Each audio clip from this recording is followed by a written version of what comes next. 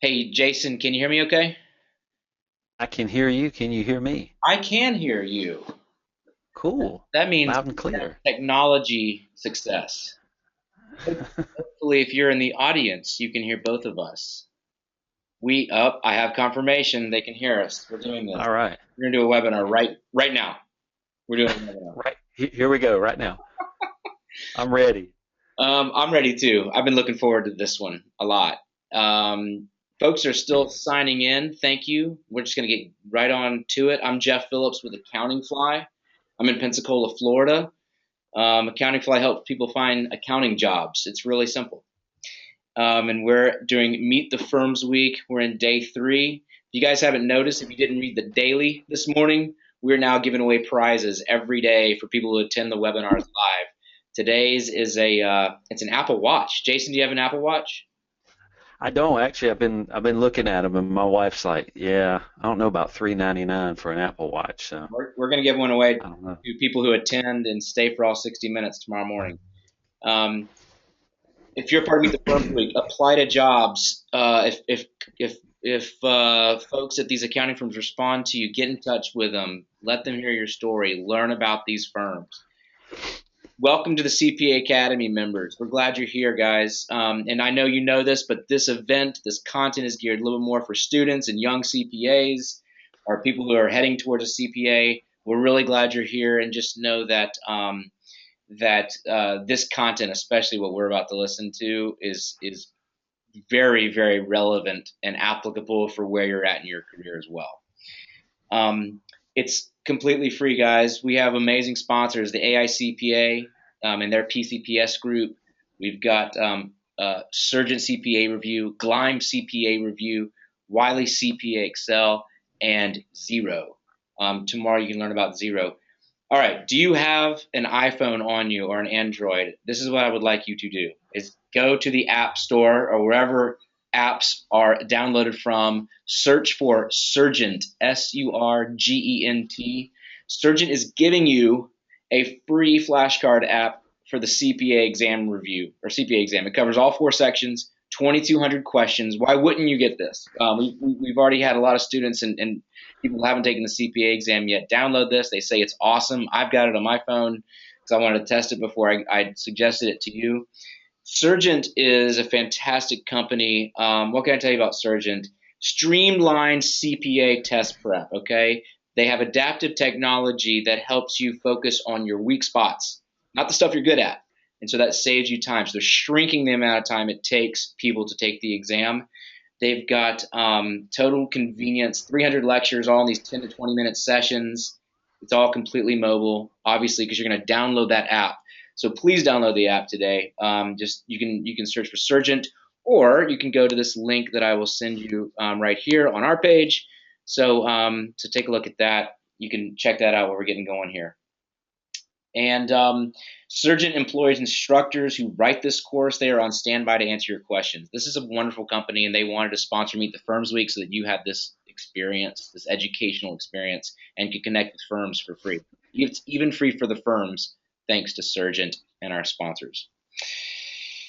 Okay, so that's the sponsor news. We are going to be talking about your career, and it's going to be told through the context of Jason Blumer's career, and it is one of my favorite stories to hear, and I think you're going to love it. Jason, you've got an incredible story to tell us, my man. I know that you probably tell it a lot, but it never gets old. It never gets old to me personally, guys. Cool. Jason is, and that's a true statement, and I promise everybody will feel the same way in a second. Jason, you own a small firm. You own a firm that is completely remote.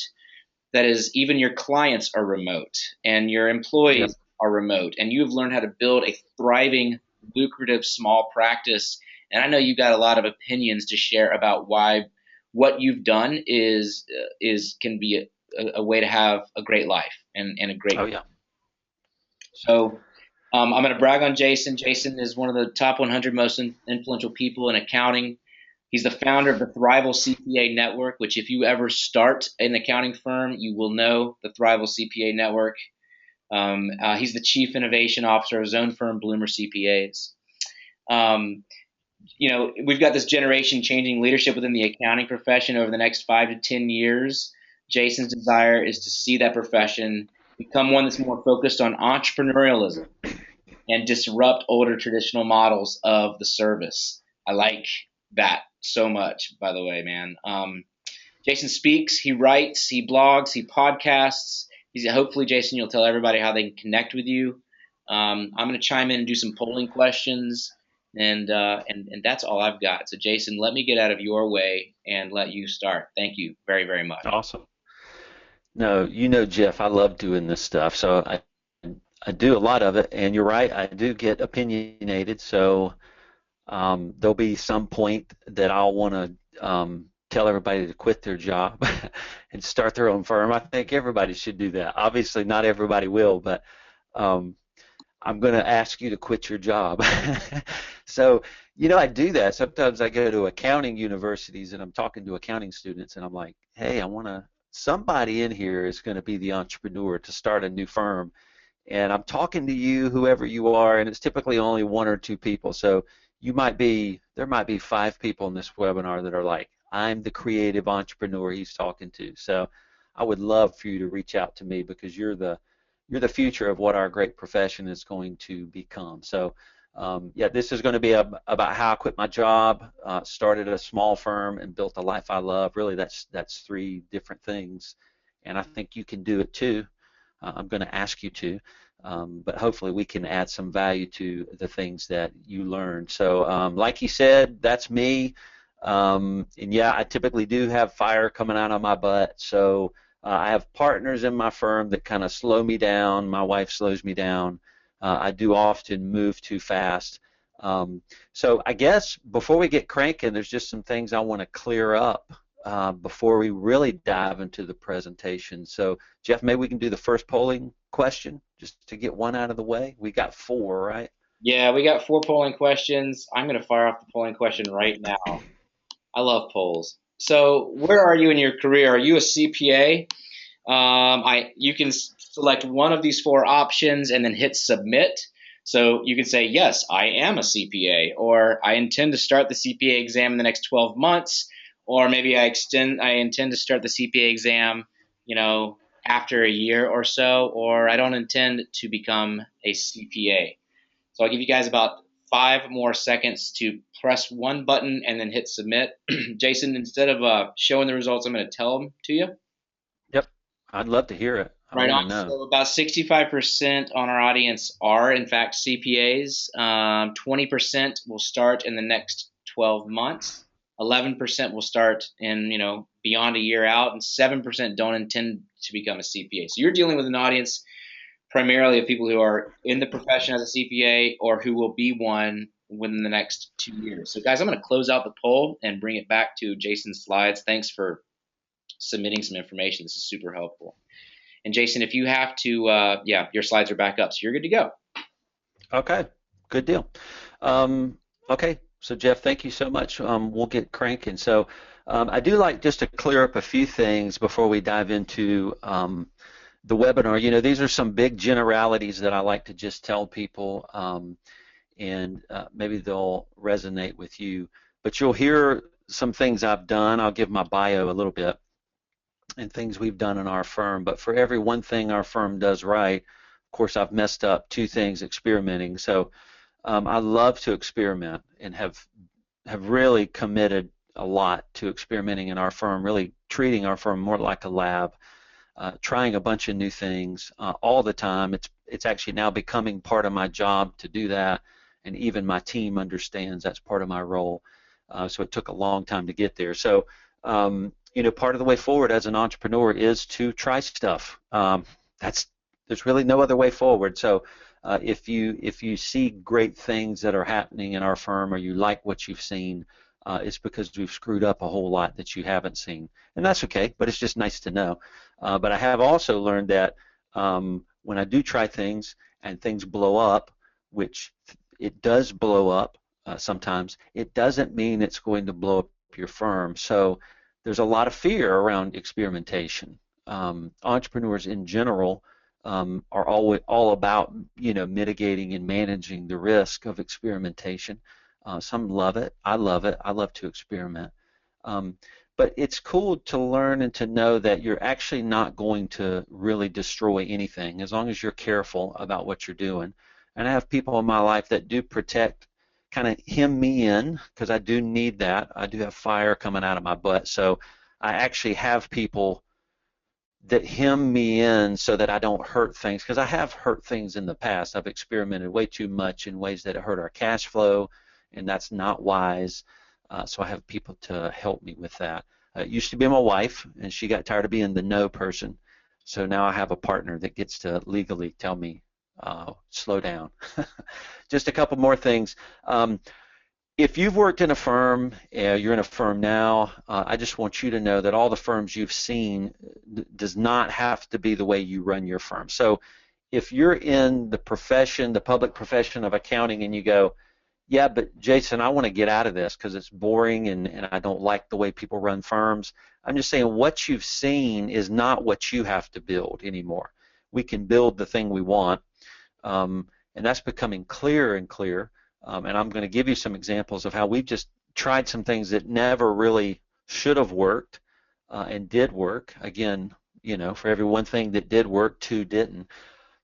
So kind of erase and wipe away what you think a firm has to be, and I'm going to want you to be a little more creative and say what you can envision is what a firm can be, and it actually can be that way, which is pretty amazing. So, and the last thing, I love this. You can actually be an entrepreneur and still run a public accounting firm.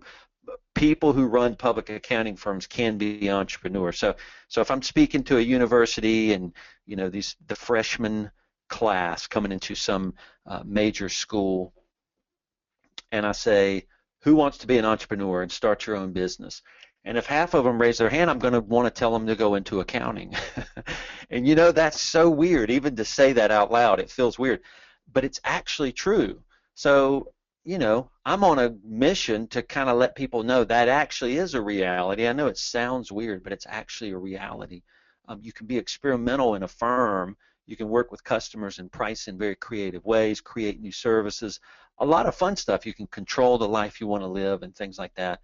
So if there are entrepreneurs out there, creative people, I sure would love for them to choose the path of accounting. That seems so weird. So I've got a long uphill battle to try to convince people that that is true. Though I know it's true, I don't know that the whole world believes it. So, and just to tell you a little bit more, here's my bio.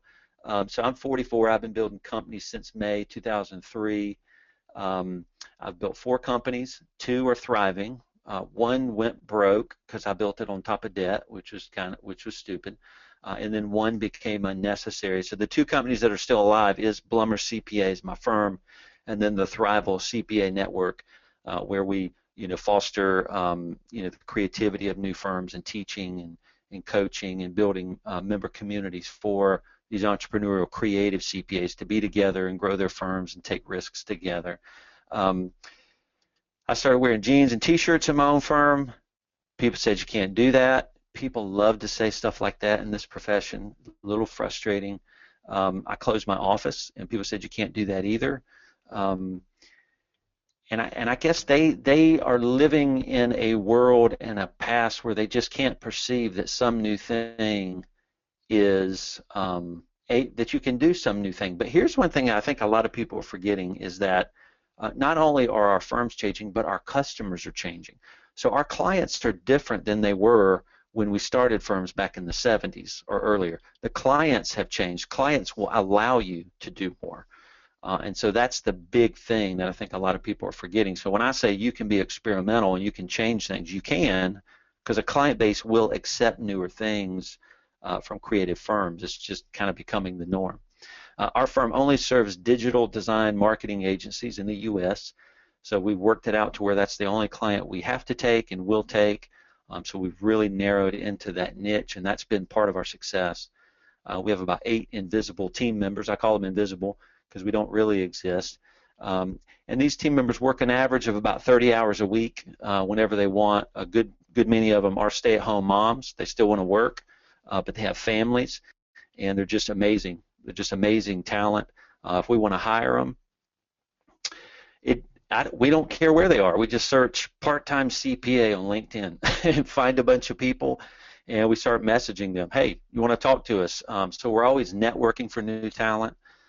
So we've learned that you always have to be networking. A couple people we have now, we spent a couple years with just talking back and forth and courting them and telling them what we're like. So we're always wanting to meet new people that want to be virtual and not be managed and not be controlled, but who can thrive in a virtual marketplace or a virtual firm.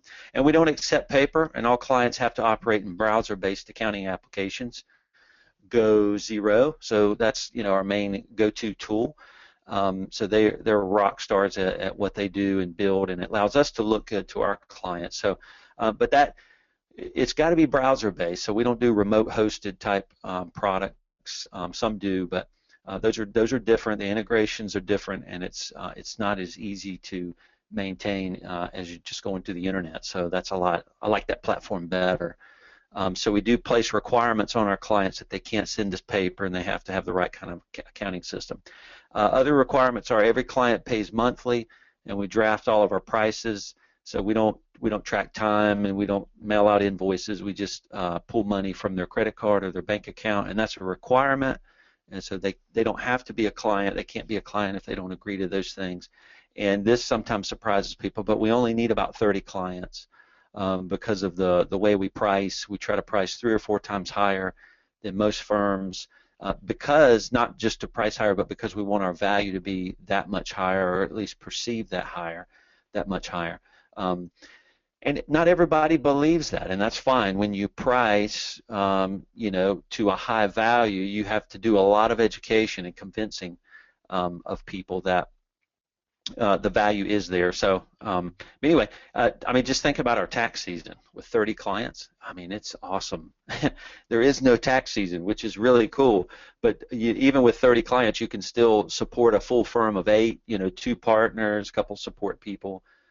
Really, really amazing what you can do. I'm kind of surprised sometimes that we get to do it. So, well, we got to get to the presentation. And I don't know, Jeff, if this is another good time for a poll before I jump in, or what do you think? I think it is. I think it's a great time. We're rocking a Do it. poll right now. Are you look? I'm just got it. This is a curiosity for the audience, and this is all anonymous. Are you looking to switch jobs or to get a new job in the next 12 months? So if you're a student, you're looking to get a new job. But if you're experienced, are you looking to switch jobs? We're just curious. And if you are and you're experienced or you're a student, use Accountingfly. There's a lot of great jobs in Accountingfly right now that you should check out. But I'm really more interested to sort of see what the state of affairs are of our audience. And yeah, 66% of you are saying yes, I'm looking to switch jobs in the next 12 months, and 34% say no, I'm happy right where I'm at, where I am. Thank you very little. So I'll give you 5 seconds and we're gonna close that up, Jason. Okay. That sounds good. Jason, I know I love hearing what you have to say about entrepreneur accountants can be entrepreneurs. You're proof of that, and it's important, Yeah, man. needed in our profession. But anyway, It's a lot of fun too. It's a lot of fun. I love this book you're about to recommend. I'm getting out of the way. Okay. Okay, so now we're finally to the presentation, right? 20 minutes in, and really the presentation is really 3 parts, right? It's how I quit my job, started a small firm, and built a life I love. And so how I quit my job is what we're going to dive into first. And what I want to do is go over Cal Newport's book. If you haven't read it, it's a great book for people considering career changes, people coming out of school. Cal Newport's actually written a couple of books about how to be successful in school and things like that. And I'm going to summarize the book in my own way with this triangle. And I've done this for a young CPAs conference one time, and it's just so good. But real quick, Cal Newport was getting his PhD, and he was applying for a professorship for tenure, and somebody mentioned to him, hey, this is probably the last job you ever apply for.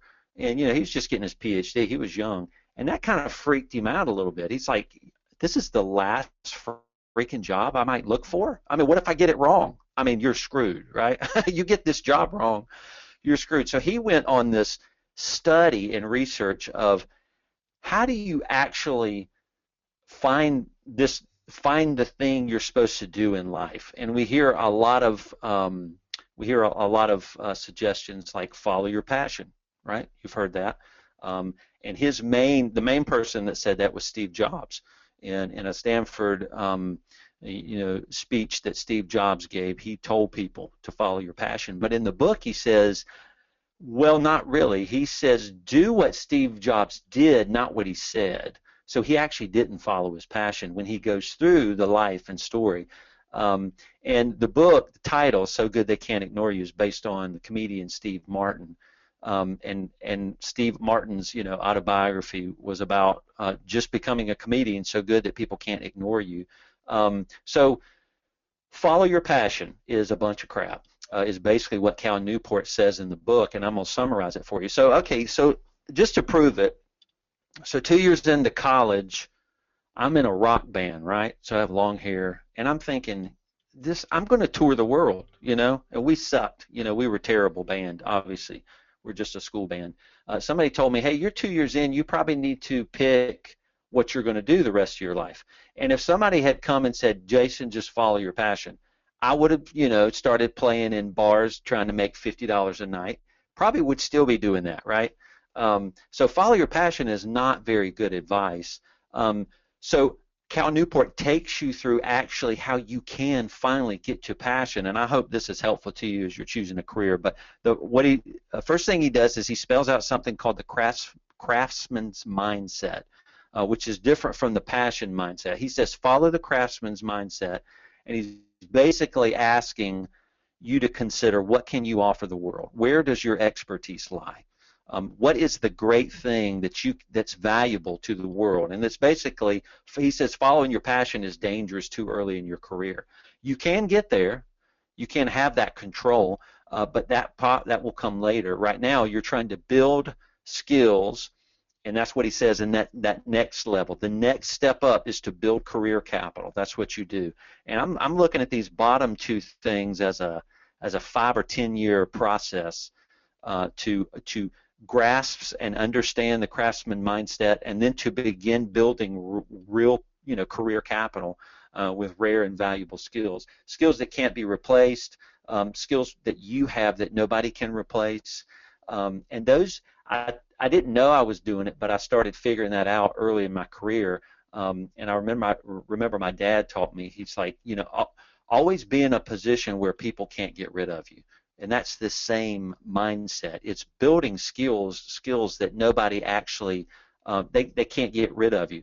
And so if you're trying to build rare and valuable skills, according to Newport's book, you got to start considering what job should I choose. And I'm going to take you through a process of some questions in a minute and see if they're going to be hard questions. You might not be able to answer them, but see if you can start thinking through what rare and valuable skills am I building, and how could they be applied to my current job or another job.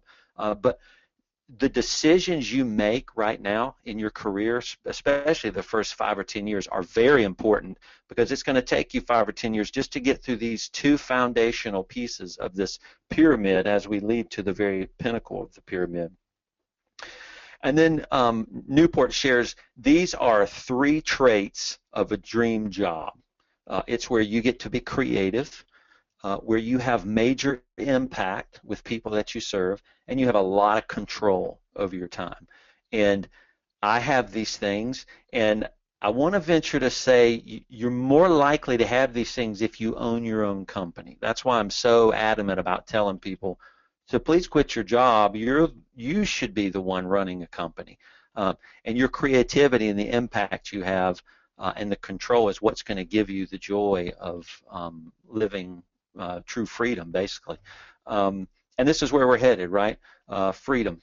That's what we want. As I'm building a career, maybe as I'm building a bigger bank account, I don't want a bigger car or a bigger house, right? Those are false senses of having made it, right? Because you can buy those things on credit. Freedom. When I meet somebody with true freedom, They're autonomous in everything they do. Nobody tells them what to do.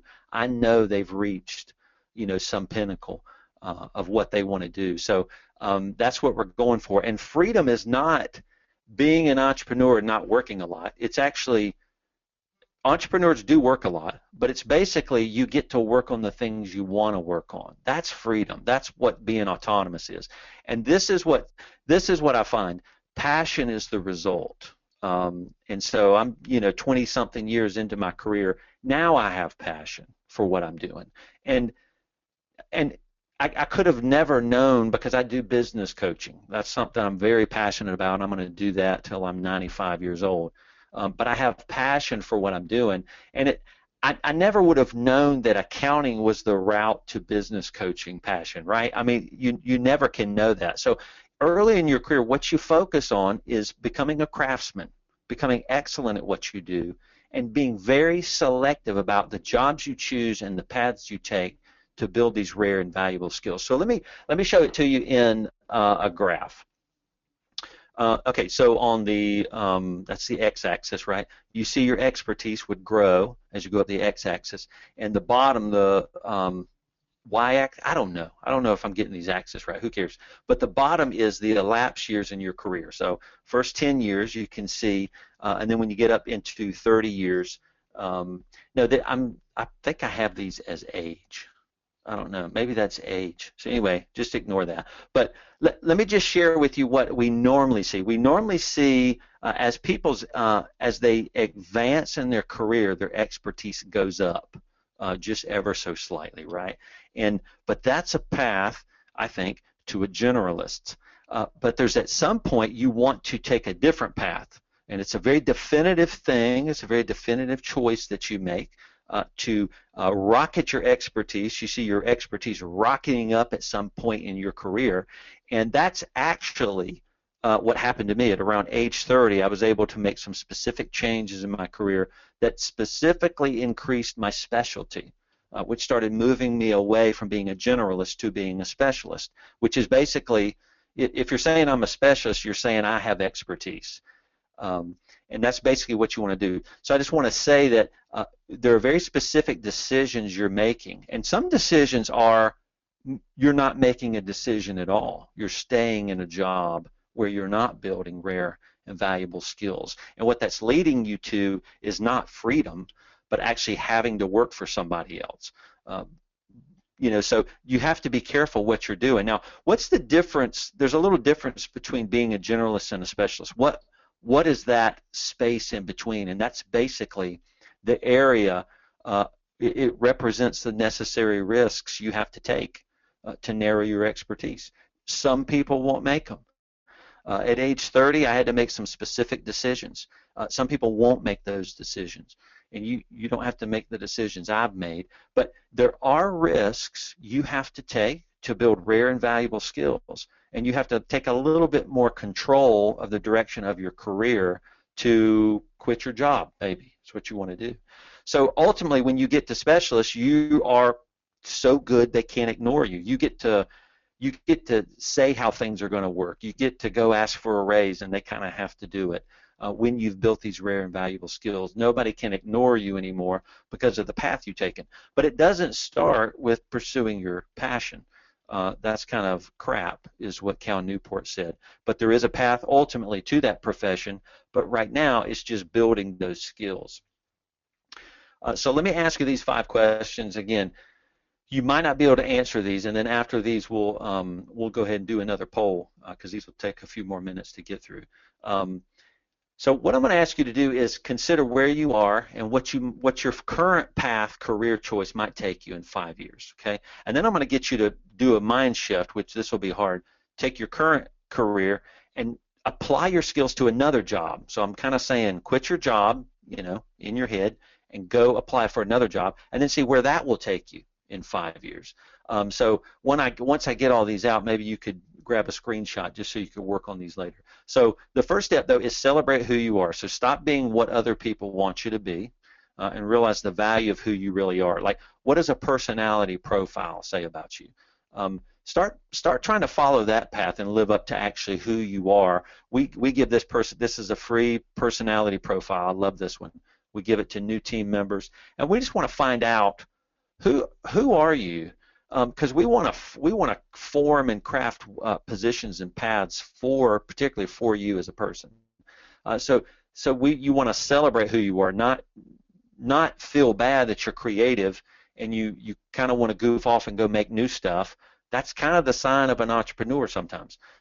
So extend the current expertise you're building right now out 5 years. So you're at a job, maybe you're in a job for a couple years. You're becoming a great auditor, as an example. So maybe you're building that current expertise. So I want you to think out 5 years. Where's that going to take you? What will you be doing in 5 years as you build the current expertise you're currently building now? And describe yourself in those 5 years and what your career is going to look like. So that's one step. What am I doing now, and where is it going to take me? Now take your current expertise, same, you're still becoming a great auditor, right? And apply it to a totally new, different job. So it's not the same job. So I'm not saying if you're doing auditing at one firm, apply this to auditing at another firm. I'm saying in your mind, say, all right, I'm going to quit this current job and I'm going to go be a controller of a nonprofit company or something like that with my current skill set. Take that out 5 years and see what that looks like. Describe yourself in that new role and see what that career, and are you headed towards a rare and valuable skill set? Again, this might be hard to do because this is really mental to try to get you to go through these exercises. And then the last question is, do you like what you've seen as you compare who you are and what you could become in 5 years, either at the current job or some totally new career? Do you like what you've seen, or do you not like what you've seen? Either way, you're going to have to hit that point in the curve of becoming the specialist to be on purpose building those rare and valuable skills. So what are you going to stop doing, and what are you going to sacrifice, or what are you going to start doing so that you can make that career happen? I'm kind of doing a little coaching with you. This is kind of some coaching we do with business owners.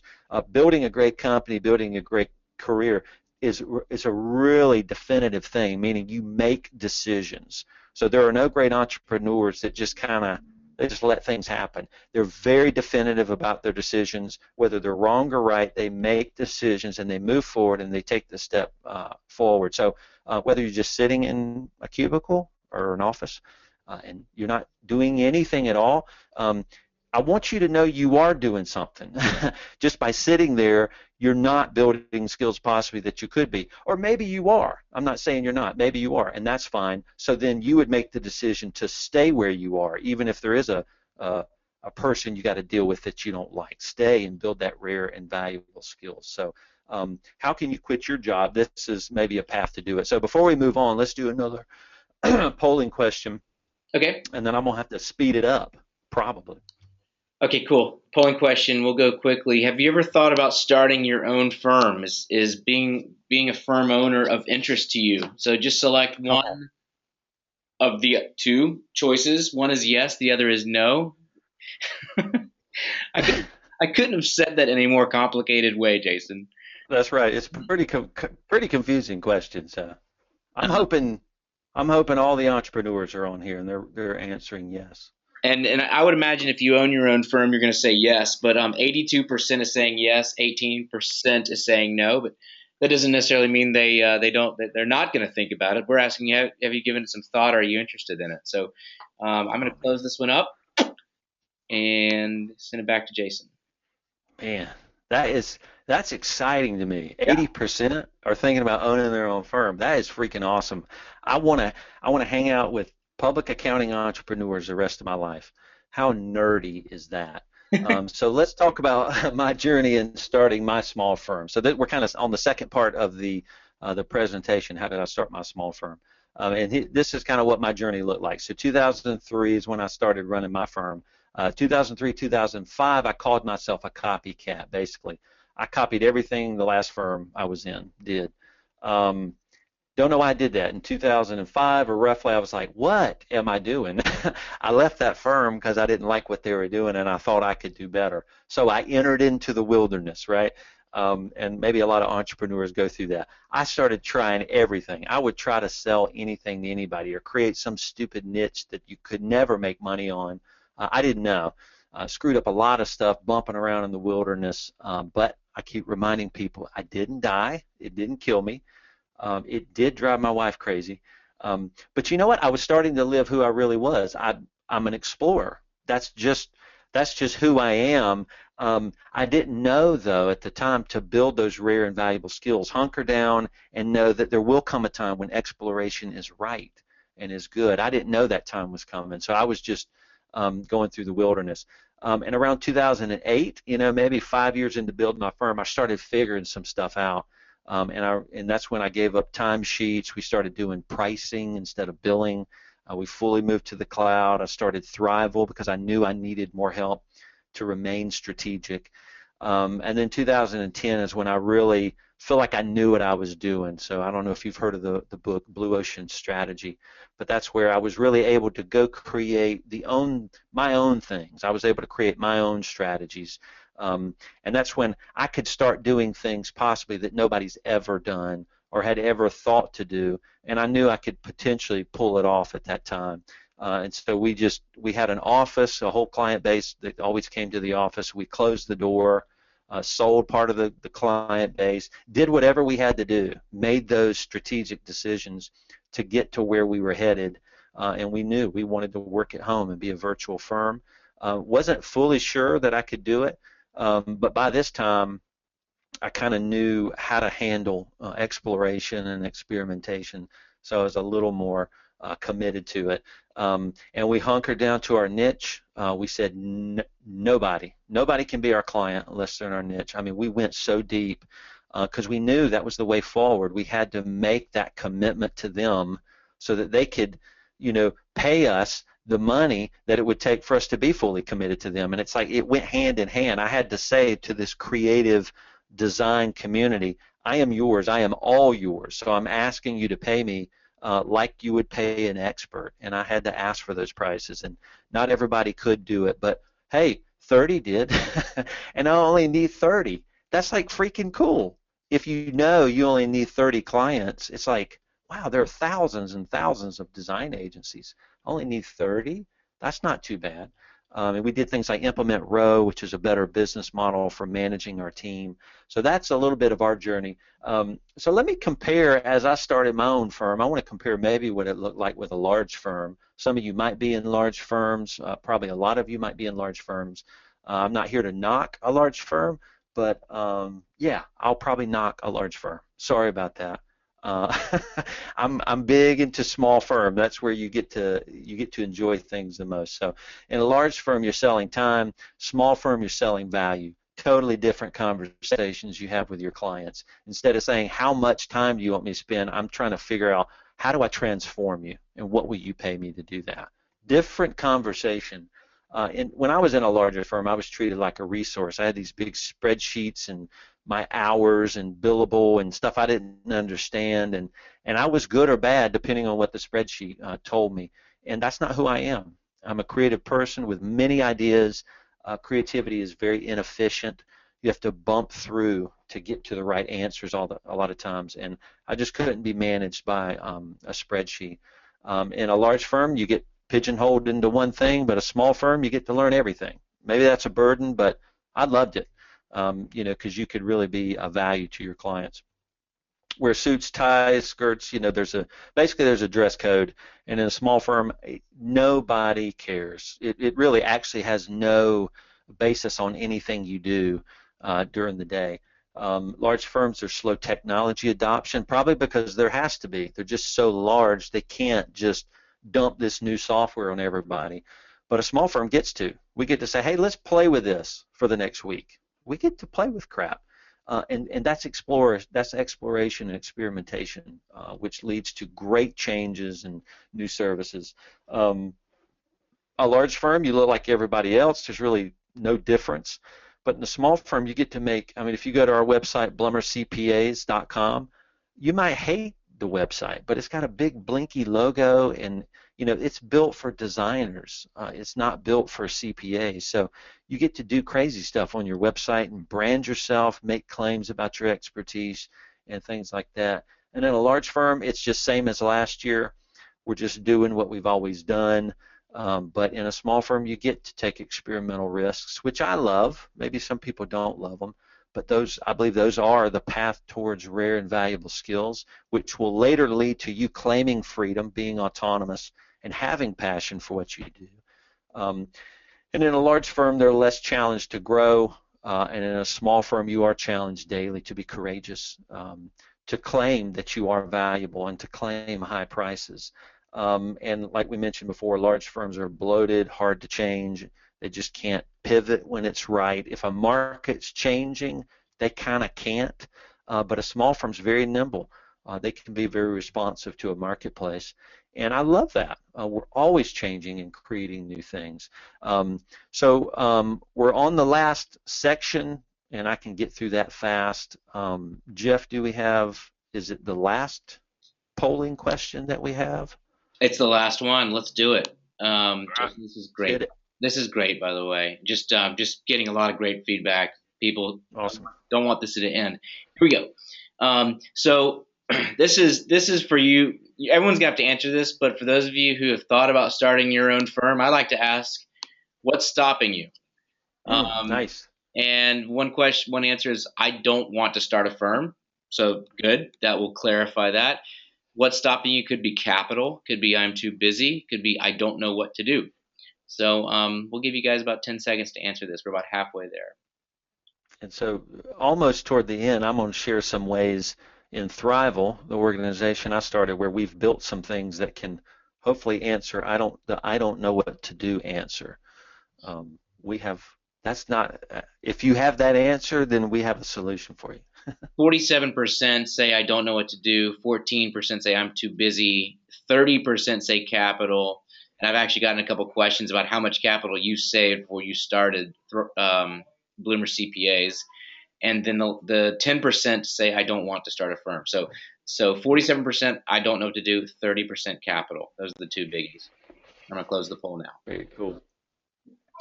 Okay, so built the life I love.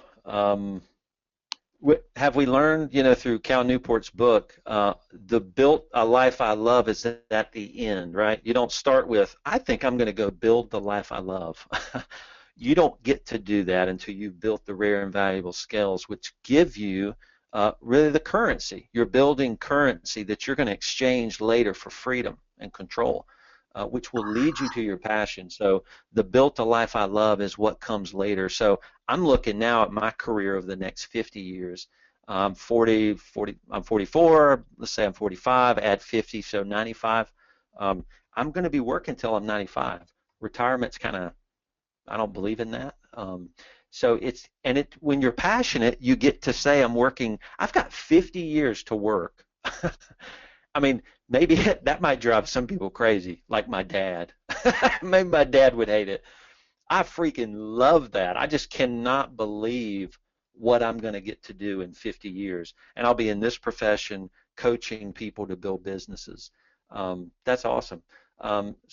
So all the things I've done, I've exchanged for the things I'm going to list here, the life I love. There were no accidents, They were very definitive risks taken, sacrifices made, saying no to things, saying yes to specific things, quitting jobs. All were very important. I didn't really know what I was doing, but now I know I was leading me to be able to build the life I love. So the life I love is I don't have to do taxes, accounting, and payroll because I'm not good at it and I don't like it. I get to coach business owners, which I love to do because they're transformed through this coaching. I don't have to work with clients I don't like. It's like pay this or go away. We fire clients, pretty regularly. We keep a very clean client list. It's only 30, right? So it's got to be people we love. I make good money working at home. I get to hang out at home and make good money. I wear what I want. Sometimes I go work in coffee shops if I'm writing. I have a partner now that focuses on the operational side, and she's wonderful at that, loves that. and I don't. That's executionary and details. So she lets me focus on strategy, writing, and speaking, which is my value add. So I get to do that, and I love doing that. I do work hard, but only on the things I love. I work at home. Maybe after coaching sessions, I get to take a break and go walk in the woods or something with coffee. That's cool. I can do that if I want. But if I left the firm, they'd be like, "Why are you going in the freaking woods? That's weird." But I need a mental break after I've done coaching. So I get to work hard only on the things I love. And I'm at home, my wife, kids, and dog. Somebody else can cut my grass, clean my house, and fix the crap that my teenagers destroy. And they do destroy your house. But that's cool. Somebody else can do it because I'm really focused on making sure I'm doing the things that bring great value to the career that I'm building. I don't have to be anywhere. I do have appointments all day, but I have an assistant who's my wife, and she keeps my calendar, and I don't do anything with my calendar, just kind of go where I'm supposed to go, which again is people getting to take care of me a little bit so that I can focus on using my mind more, which is what I love to do, and I've gotten to do that because we've built this firm that allows me to do it. Now, what does keeping the life I love mean? It means continuing to raise my prices so we can keep our client list low. So I'm always seeking to raise prices. We just created a new service. So we create about 2 to 3 new services per year to stay innovative. And they're brand new services that you actually cannot get from anybody else. And they're packaged things that we do, but it's typically seeking to answer the needs and the questions of the market we serve. And we listen to them, and then we create something, give it a name, put a price on it, and then sell it to people. And that's how we continue to offer value. I delete emails from people I don't know. I don't take phone calls from people I don't know. I never answer the phone.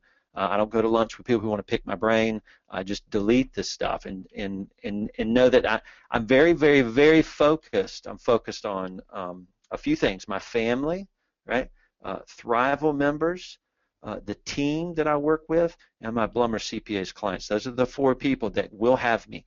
Nobody and everybody else won't have my time unless I choose to give it to them. So, Can I ask a quick you want question? to do another poll? No, I want to Yeah, ask hit a me. question. You create 2 to 3 new services per year to stay innovative. Just had a few people ask, and I was curious if you could give an example of one of those and what that means. Yeah, sure. So we would often hear when we get a new client, I don't know what I don't know. Am I doing something? Am I doing something I should be doing? Like, do I have some exposure somewhere that I don't know what it is? And so we created a service called an exposure tax analysis. Internally, we call it an ETA. And it's basically where we spend about a month doing research at the federal, state, county, and local levels for that businesses. And we search everything related to either the entity, whether it's an S corp, whatever, and we give them a huge report, and we grade them. We'll give them a grade in the various areas. So we'll have, it's a big Google Doc that we've done a lot of research on. In the federal level, we tell them all of our findings. At the state level, we'll tell them all of our findings. And then one of the tabs in the big Google Doc spreadsheet is a big timeline of all the, it's a very colorful timeline of all the things that are due and when they're due. And so it's stuff we do, every day, but it's something you present to the client, and you can charge $1,500, $2,000 for something like that, sometimes more, depending on the client and their fear. And when they're done, they're like, cool, now I know. And we typically always find something. We find some small business license or something they've not been doing, or there's some state-related Secretary of State filing they should have been doing. And the thing is, I heard clients fearful about something, and you can often answer fear with a brand new service. But the thing is, you got to have courage, right? Because you got to call it something, and then you got to sell it sometimes before you even build it, and that's what's so scary. But that's what we did, and our team's so good. I didn't build it; they did it, and I can't believe what they made. I never could have made what they made, but it just delivered such security and comfort to a client. They will pay for these things because they do have the question, where am I about to get in trouble? That's one example that I can give you. So keeping the life I love is to continue to focus on my specialty, around my skills, fight being a generalist. This means not ever letting myself get into the tax accounting and payroll side because I know that would be um, moving me away from the skills I need to be building. And if I need education, it's going to be focused on business coaching, which is the thing I'm going to do forever. So that's how you got to stay focused on that. Constantly look to shed job functions in my business that I should not be doing that others can do better than me. Distractions and focus are huge in our profession. So there's tons of software. There are brand new pieces of software coming online all the time, and it is hard to fight the distraction because they're all so fun, so cool. You can integrate them and just push data back and forth. It's like freaking awesome. And a lot of them are great, so it's hard to fight which ones do I dive into and learn from and things like that. So that's a thing you have to fight. And then I have to commit weekly time to journaling, writing, reading, exercising, and other creative activities. And then I have a goal. I want to work till I'm 95, and I want to charge somebody $100,000 so I can coach them in 1 year. I want to see if I can do that. I'm nowhere near that, but I want to see if I can pull that off. I think I can.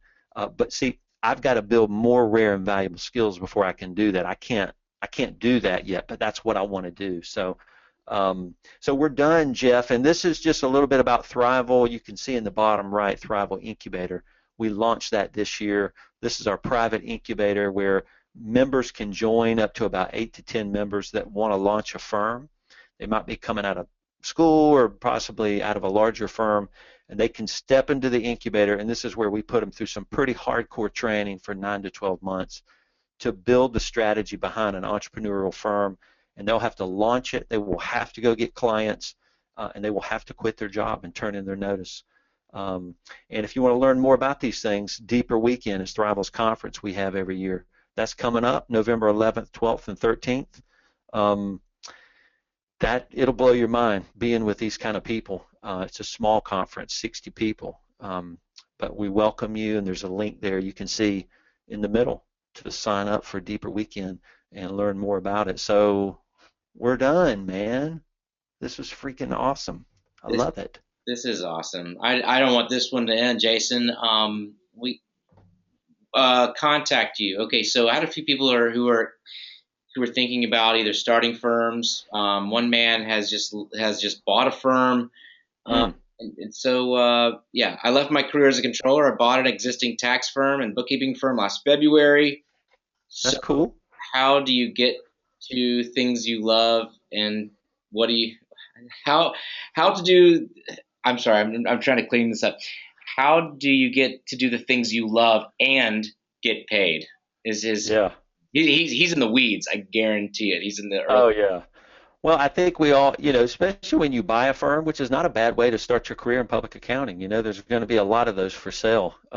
That's probably not a bad way to do it. But for a few years, yeah, you're going to be cleaning through that. Now, I coach people who have done that. I coach them through that process, and that probably will take, in my experience, 2 or 3 years to kind of sort through that, and then you'll start coming out on the other end. But it takes some very focused building. So even people who are brand new to owning a firm can come into the incubator, but we just launched it. We launch it in the summer, so it'll be next summer before we create another class. So, but reach out to me on Twitter, Jason M. Blumer, and maybe we can have more of a conversation about that. What else? I built a $4 million firm and then I sold it. Congratulations. I'm Nice. 65 and I'm looking to start again after my non-compete is over. Good for you. I had a niche practice and want to continue in that niche. Do you recommend taking the path outlined in this webinar?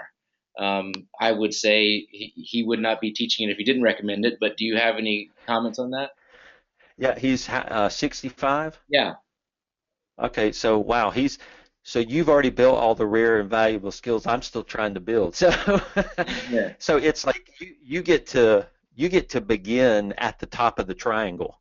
You get to go out and say, I am awesome, and you're going to pay me through the nose to work with me. You get to start that way because you can back it up. A lot of younger people have to build those skills, but you have the skills to do it. So yeah, it is.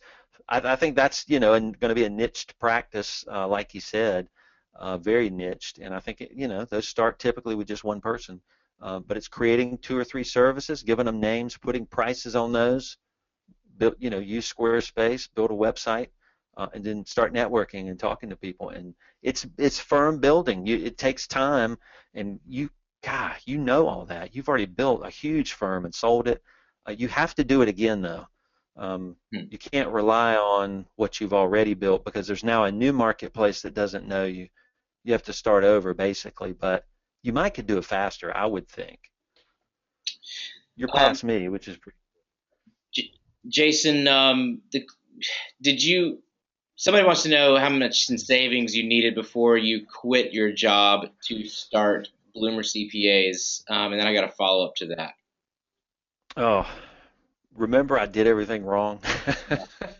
I didn't have any savings. That's crazy. Um, I think when you come into the incubator program at Thrival, it's a 4-page application. You got to pay just to apply. And the director, Joey Brannon, who leads that, he's a crazy entrepreneur guy running his own firm. He does ask you how much you've saved, and I think 5-10 grand. You're going to need to save enough so that you can quit whatever job or whatever other thing you're doing to build this thing. So, he's probably suggesting you need 6 months to live on to do it, probably. I would agree. The follow up question, the savings for you, and maybe this is more of a general question, is did you just go hardcore marketing and do fine the first year to cover yourself? And Yeah. you want to just go sort of broad strokes on that answer, but whatever, however you want to handle it. Yeah, man, I just knocked on freaking doors. I would take anything. And probably when you're just starting out, you probably have to do that. You just need cash flow, probably more than you need to be strategic about building a niche. You need grocery money. I remember one time, I was freaking broke, because I left another firm making a lot of money, moved into back home where we were originally from, and one of my kids, young kid, broke her arm. I had no money. I had to go get a paper route in the morning. So I'm like throwing papers in the morning and running my CPA firm during the day. It was freaking awesome. No, it wasn't awesome. It actually sucked. But you know what? Crap, you got to do. I'm glad I did it. I don't look back and go, man, I should have never taken that paper route. It allowed me to stay in a firm, continue building skills, go through the wilderness, and all the steps I had to take to get to where I get to do what I want to do. So I've seen people buy a firm or start a firm, and they do have a job on the side. That's common. Will you back up one slide? Can you do that for me real Yep. quick? And hmm what's the website for Thrival? It's not on there, but it's just thrival.com. Yep. Yeah, it's just thrival.com. That's a whole URL there in the middle where you can register for Deeper Weekend, but the shorter part is just thrival.com. Let me make a quick plug real quick, and then we'll wrap this up, guys. On our blog, we're recording these videos, and then we're putting them up same day. The recordings to this. So I want you guys to see the blog, and also on our blog, if you have any interest in attending a Masters of Accounting program, we work with some of the top schools in the country, Cool. and UNC Chapel Hill, Wake Forest, Case Western Reserve. You guys can take a look at this blog. This site on Accountingfly are the best Masters of Accounting programs and learn a ton of information about those schools. And the other piece is, if you're going to have to take the CPA exam, check out our page on Surgent CPA Prep. Stop by the page and ask whatever question you have about the CPA exam. They're just standing by all week to answer your questions. No one's taken advantage of that yet. I don't know why. Well, two people have, but they get notified if you ask a question. So drop a question about the CPA exam, and they'll come back in later. All right, we got 60 seconds. I keep getting little questions. All right, I'll follow up on you, Mila. Thanks. So we're trying to encourage folks to get going on Twitter. Only about 20% of our audience in the last session are on Twitter, but if you want to connect with Jason and learn more and ask some questions, it's a perfect avenue to fire off a question. So join Twitter, follow Jason at Jason and Blumer at that's it. And I probably should give you the email too. I didn't put that on there because I'm iffy about my email, but I'll give you guys my email. It's just info@thrival.com, info at thrival.com. I'm And sending. that'll come to me, and sometimes my wife will help me answer those too. But that's a way to reach out to me. It's so I have, a few different companies. I'm managing emails from a lot of different people. So give me some time to respond. But yeah, if you have a question, shoot me a question there. See if I can help. Um, I've got notes here because I take them when I hear you speak, Jason. I really appreciate it. Um, Follow-ups. Get on Twitter. Check out Jason and follow him. Check out the master's page if you have any inclination of getting a master's degree. Go ask a question about the CPA exam on Surgeon. You mentioned niches. Tomorrow afternoon, we're going to be talking with Chris Farman, who's going to talk about how he built a niche firm serving the craft beer industry. Chris is a great guy, isn't he? He's been a long time Thrival member and just he's killing it with his niche. He's just an amazing guy. Amazing. We're going to do a deep dive on just building that niche firm. So, all right, Jason. Thank you, All man. right, man. Appreciate Thank you for having me. I always love it. Thanks, Jeff. you. Thanks, and thanks to our audience. You guys have a great afternoon, a great evening. We'll catch you in the email with the daily email in the morning. Another free thing we're going to pass out. Just wait and see what it is, but you got to attend the live webinars to get it. That's it for Awesome. now. Bye, guys. Thank you. See you. Bye bye. Bye.